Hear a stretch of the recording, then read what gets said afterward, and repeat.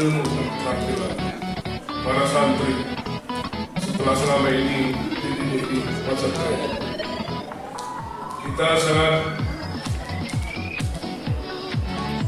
perhatian, kami sangat tinggi terhadap pendidikan santri.